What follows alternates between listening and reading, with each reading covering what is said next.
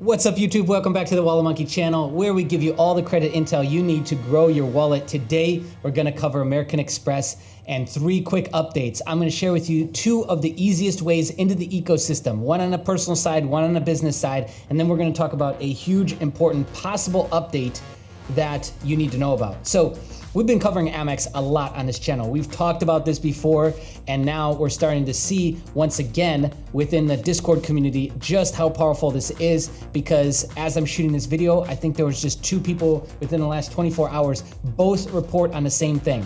And what that is that the easiest way in to the ecosystem, especially if you're not pre-qualifying. So it's very simple. We go in to American Express, we use the pre-qualification, we get nothing back. Okay, how do we get in? Savings account. Here it is. It sounds so stupid too, doesn't it? But it works.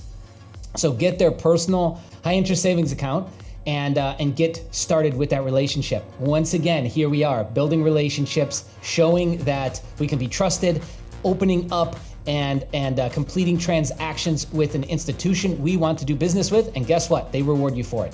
So this is the high yield apparently, 0.40% APY. I mean, with inflation the way it is right now, if you want to believe it's 6%, I mean, come on. Come on, guys.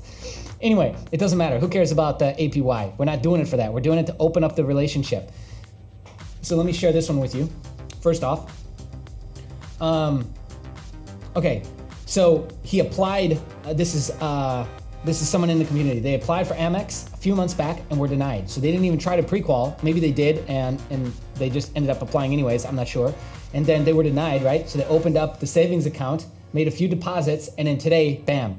Now I've heard some note of how much you need to be depositing. It seems to be at least $1,000. Some people are saying 2,000. I don't think that's true. I don't even know if there's a minimum on this, right? So if you wanted to try it with like 250 to 500, try it and let me know. But I think there could be a limit of $1,000 on this. Let me know though if you've done this. But I would suggest to at least open up a couple deposits. And again, we're kind of moving this money around throughout these different vehicles, so it's not a horrible thing to just, okay, we'll take this amount and move it here and move it there, right? And kind of leverage it in multiple ways to get these things established, right? So anyways, I don't know what the minimum is. What I suggest is at least 500 to get it started and make at least a couple deposits into it. Let that sit for 90 days minimum, and then go back and see if you're getting pre-qualified. Go back and see how they're gonna treat you for that card now. And I guarantee you the answer will be different than it was before, okay? That's for now. That could change in the future. I don't think so. And I think this is probably the best way in personally. I know that they've got the prepaid debit cards as well. I don't know the performance of that. I do know the performance of this, the savings account. So this is the way in on the personal side. Okay, talked enough about that. Now, this is something that John, shout out to you, and shout out to Firestick on the data points for the personal savings side. But John was talking about this, and I completely forgot that Cabbage is been bought out by American Express. I remember this. I remember it happening, and I kind of like lost track of it, I think, in my brain, because there's so much to keep track of in this game, you know? And so, anyways, Cabbage is your way in on the business side, right? So if you don't want to go in on the personal side and build all that up because you know you just want business credit and it's going to take time on the personal side, right? If you want to just go in straight on the business side, then here's your way in, is open up a business checking account, and you're going to earn APY as well, 1.10% APY on balances up to $100,000. I believe there is another sign up bonus, might give you $300. Okay, so I couldn't find the $300 bonus, even though somebody was just talking about that in the Discord today. So I'm not sure on that aspect of it, but this would be, again, another way in. We get in there, we make some deposits, we start to direct some of our ACHs from Stripe or from PayPal over here to Cabbage, and what do you know? Then we can start to get ourselves into position for 2 things, is because they've got funding over here too, $1,000 to $150,000, or just to get into that ecosystem to then get credit cards. You got to assume that they're sharing data between Cabbage, which is an American Express product, and the American Express business cards, right? So anyways, that's your in on the business side. And then the last thing I wanted to talk about, which I was thinking back after this was discussed, and I don't remember this happening, but it was pre-COVID. So what was discussed is somebody went and they tried to get another American Express card, and they were denied, and then they went to get that removed. And how you usually get inquiries removed off of your credit report, the best way is that you call them up and say, hey, there's fraud on my account. Well, that's not always the best way to do it.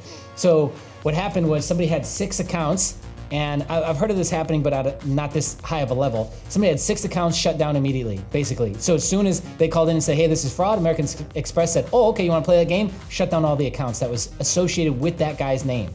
So that is awful news. I remember getting pre-2000, I think this was like 2019, I remember getting inquiries removed. So I'd love to hear from you, though. I want to present this question to you is, since COVID, have you gotten, well, I would suggest don't try, like don't go trying this, but have you already done this and gotten away with removing a American Express inquiry off your account to something that wasn't approved, even though you've got existing open accounts with American Express? So the reason why I think this is, if this is new, then the reason why I would assume it is because of 2 different reasons. One, fraud is always taken very, very serious. And secondly is American Express is always pulling your credit report. So I don't know if you've noticed this, but sometimes you'll apply and they've pulled a report from like a month ago and they haven't pulled a new one. Well, that's because they're just soft pulling you for that. They're not actually hard pulling you, especially if you're already in the ecosystem. So if you're already in the ecosystem, expect that sometimes you're gonna see a credit report that they pulled that was a month old, and they're operating off of an old report, right? You could call them and tell them, hey, go ahead and do a hard pull if you wanted to, but they're constantly pulling your report. So I don't think it'd be wise to do that, because if they're constantly soft pulling you, to check up on your report, also too for any internal products, to match you up with offers, to pre-screen you for, God knows what kind of products they're trying to pre-screen you with, why would you shut that down? Because what you've essentially said, you've severed that connection. You've called the bureaus now and said, no, American Express is creating fraud on my account. So of course they're gonna try and apply that to everything existing too. Why wouldn't they? And now knowing what you know now, because what I just told you with them constantly pulling, soft pulling reports, is they can't do that anymore if you go and say this is fraud. So what I suggest overall is just don't try and do that. Understand that if they hard pull you and you're already in the ecosystem, you're just gonna have to take an L on those. Or if you're gonna try and get those removed and swept off your report, do not use the fraud angle. Like, do not do that. And I know it's really easy to do. Like, you just call an Experian, fraud on my account, bang, they remove it within 24 hours. And they're really good about that now. They never used to be. But with American Express, probably best to not do that. So anyways, a bit of a horror story and preventative story to tell you that, again, these things, you gotta think these out. You gotta think these through. Just like, again, really I'd say any big institution, Chase, American Express, big credit unions that you like and you want to be in that ecosystem. Like, if you're having any doubts about if you should try and get this swept off your record, maybe even call them. Just say, hey, like, if I want to get this cleaned up off my record, like, is that going to affect our relationship? And depending on how you're going to get it swept, because there's other ways besides saying fraud. That's the easiest way to get it removed, though, and the fastest.